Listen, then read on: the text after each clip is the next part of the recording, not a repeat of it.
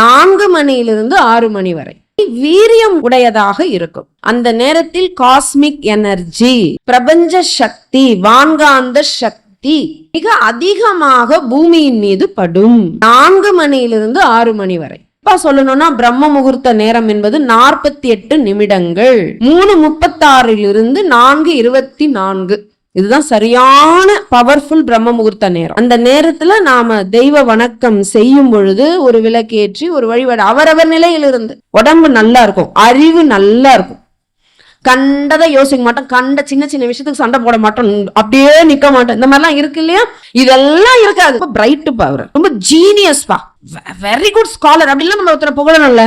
அதுக்கு எல்லாம் ஒண்ணு இருக்கணும். உடல் நலம், மனவளம், அறிவு வளம், அதை கடந்த ஒரு வளம் இருக்கு, ஆன்ம வளம். அதான் சித்தர்கள், ஞானிகள். இது 4 சரியா இருக்கணும்னா ஒண்ணு சரியா இருக்கணும். எது தெரியுமா? நம்ம உடம்புக்குள்ள ஆக்சிஜன் லெவல் கரெக்டா இருக்கணும். அதனாலதான் பிராணாயாமம் பண்ணுவாங்க, பார்த்திருக்கீங்களா?